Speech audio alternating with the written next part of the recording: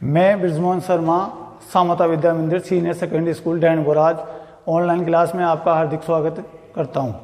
आज हम ऑनलाइन कक्षा में व्याकरण के एक टॉपिक वाक्य पर चर्चा करेंगे। वाक्य क्या होता है? कई शब्दों के समूह को वाक्य कहते हैं, कई शब्दों के निश्चित स्थान को वाक्य कहते हैं, लेकिन सही परिभाषा में देखेंगे अपन शब्दों के सार्थक। सार्थक का मतलब होता है अर्थ के साथ, अर्थ के साथ वह निश्चित क्रम को वाक्य कहते हैं। दूसरी परिभाषा अपन इसकी लेते हैं भाषा का वह माध्यम जिसमें वक्ता अपने विचारों को श्रोता पर स्पष्ट करता है, श्रोता पर स्पष्ट करता है, वाक्य कहलाता है। राम जयपुर जाता है, इन शब्दों का सार्थक व निश्चित क्रम है तब ये वाक्य बना है। इसमें से कोई भी शब्द आगे या पीछे लगने पर वो वाक्य नहीं हो सकता। ऐसे मोहन पुस्तक पढ़ता है, यहां शब्दों का निश्चित क्रम है तब ये जाकर वाक्य बना है।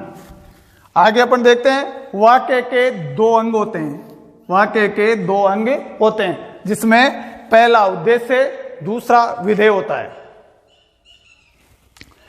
रचना के आधार पर वाक्य के तीन प्रकार होते हैं।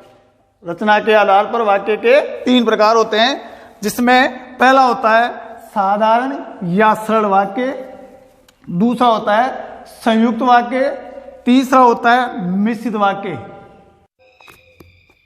वाक्य के तीन प्रकारों में हम सबसे पहले साधारण वाक्य को पढ़ेंगे, जिस वाक्य में एक उद्देश्य व एक विधेय हो, एक उद्देश्य हो व एक विधेय हो, या एक कर्ता व एक क्रिया हो, साधारण वाक्य कहलाता है।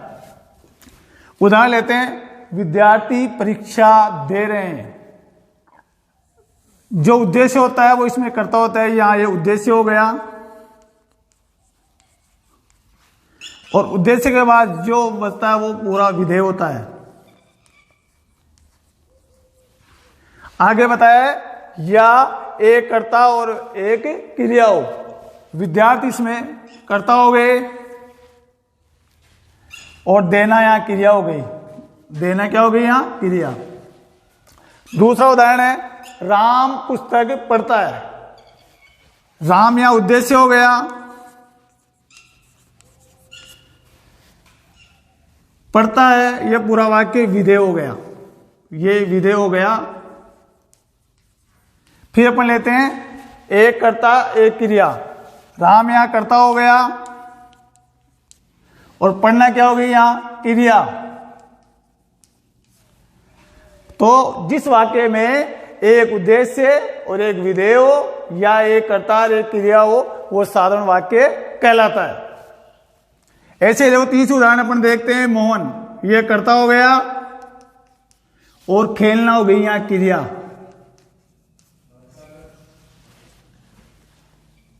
साधारण वाक्य में एक उद्देश्य का होना और एक विधेय या एक कर्ता और एक क्रिया का होना आवश्यक है। फिर दूसरा वाक्य अपन लेते हैं संयुक्त वाक्य, जिस वाक्य में एक से अधिक स्वतंत्र उपवाक्य हो, एक से अधिक स्वतंत्र उपवाक्य हो, किंतु, परंतु, और, बल्कि, तथा, पर आदि संयोजकों से जुड़ा हो। संयोजक वो होते हैं जो दो वाक्यों को आपस में जोड़ते हैं। और ये शब्द आया स्वतंत्र, मतलब एक वाक्य का प्रभाव दूसरे वाक्य पर नहीं पड़ता है। जैसे अपन उदाहरण लेते हैं, मोहन पढ़ता है किंतु सोहन खेलता है।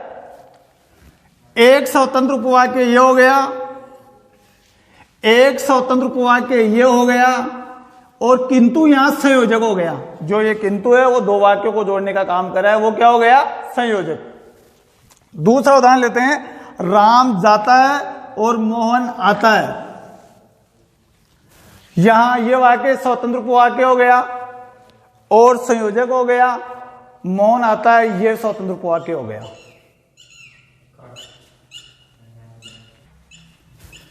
अब यह है कि स्वतंत्र क्यों है? स्वतंत्र इसलिए है कि जहां मोहन पढ़ता है किंतु सोहन क्या है, खेलता है। एक दूसरे आपस में स्वतंत्र है। एक वाक्य का प्रभाव दूसरे वाक्य पे कोई प्रभाव नहीं पड़ता है। एक का कार्य दूसरा हो रहा है और दूसरे का कार्य दूसरा हो रहा है, या अपन ये कह सकते हैं एक के विपरीत दूसरा कार्य कर रहा है। ऐसा दूसरा उदाहरण देखते हैं, राम जाता है और मोहन आता है, तो इसमें दोनों कार्य अलग अलग हो रहे हैं और ये संयोजक का काम यहां और कर रहा है। इसके साथ में बता दूं उदाहरण और, बादल खूब हुए, बादल खूब हुए पर बरसात नहीं हुई, बरसात नहीं हुई।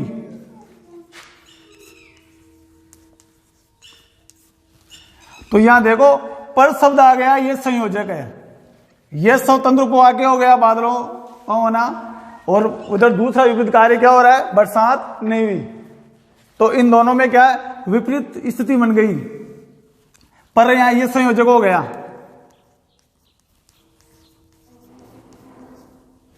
अब एक उदाहरण ऐसा बताता हूं जहां और का प्रयोग हो रहा है फिर भी संयुक्त वाक्य नहीं है। वो देखो, राम और मोहन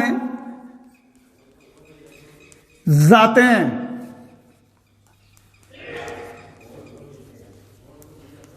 राम और मोहन जाते हैं। तो विद्यार्थियों इसमें क्या होता है कि अपन इसको और संयोजक को देखते ही संयुक्त वाक्य लिख देते हैं, जबकि इसमें संयुक्त वाक्य नहीं है, इसमें साधारण वाक्य है। क्योंकि संयोजक जो लगता है वो दो स्वतंत्र वाक्यों के बीच में लगता है, दो स्वतंत्र उपवाक्य के बीच में लगता है। इसलिए क्या है, ये साधारण वाक्य ही होगा, ये साधारण वाक्य ही होगा, ये संयुक्त वाक्य नहीं होगा।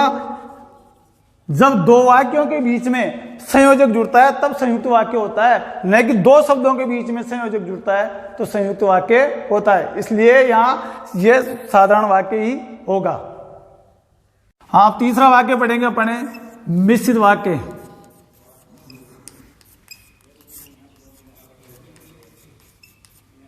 मिश्रित वाक्य में जिस वाक्य में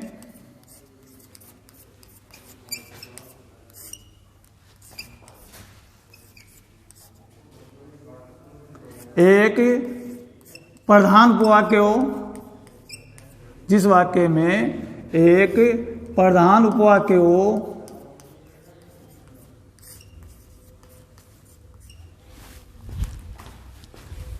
तथा उसी पर आधारित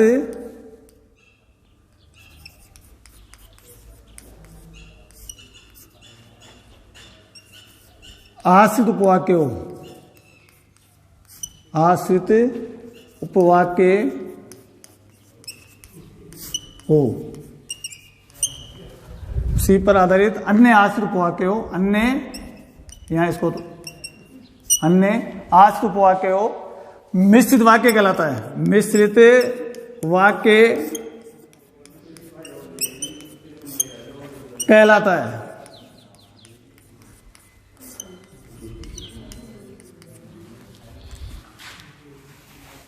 एक प्रधान उपवाक्य हो तथा उसी पर आधारित अन्य आश्रित उपवाक्य हो, वो मिश्रित वाक्य कहलाता है।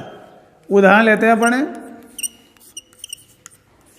राम ने कहा कि सोवन कल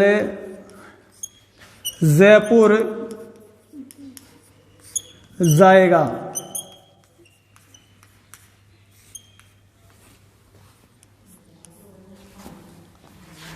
यहां पर देखते हैं, ये हो गया अपना प्रधान उपवाक्य।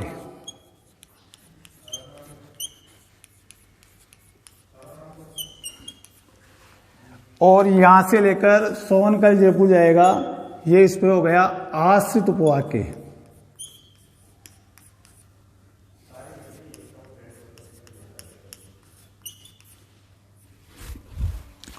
दूसरा उदाहरण लेते हैं अपन। गांधी जी ने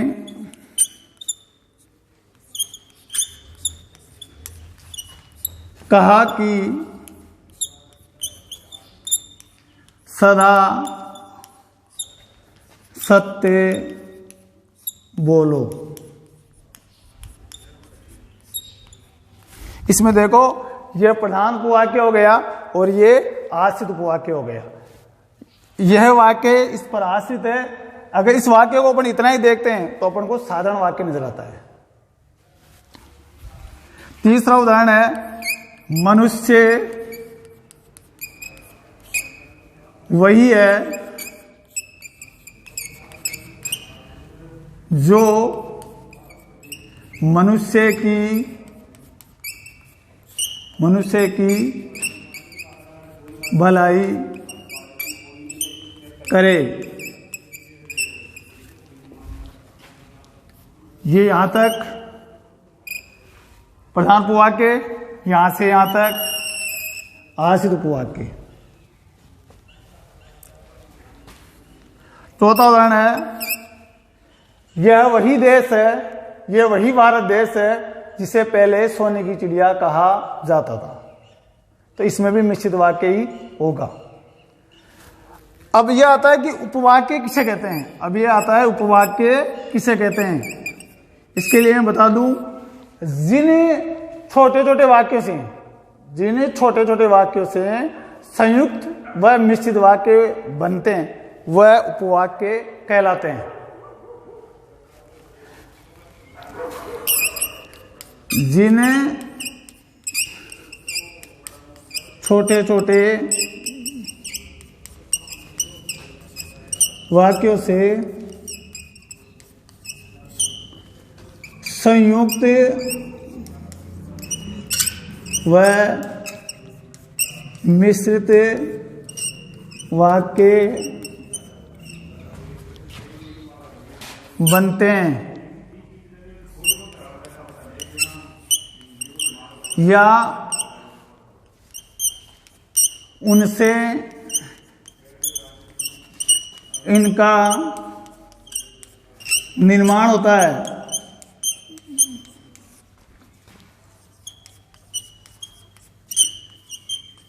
उपवाक्य कहलाते हैं। उपवाक्य कहलाते हैं। तो अब तीनों वाक्य कंप्लीट हो गए। अब देखो वापस मैं रिवीजन करता हूं। पहले अपन ने पढ़ा है साधारण वाक्य, जिस वाक्य में एक उद्देश्य व एक विधेय हो या एक कर्ता और एक क्रिया हो, वो साधारण वाक्य कहलाता है। दूसरा अपन ने पढ़ा है संयुक्त वाक्य, जिस वाक्य में एक से अधिक स्वतंत्र उपवाक्य हो किंतु, परंतु, बल्कि, और, पर अथवा आदि संयोगों से जुड़ा हो, वो संयुक्त वाक्य कहलाता है। तीसरा वाक्य आपके सामने मिश्रित वाक्य, जिस वाक्य में एक प्रधान उपवाक्य हो तथा उसी पर आधारित अन्य आश्रित उपवाक्य हो, वो मिश्रित वाक्य कहलाता है। आशा करता हूं जो मैंने पढ़ाया वो आपके समझ में आया होगा।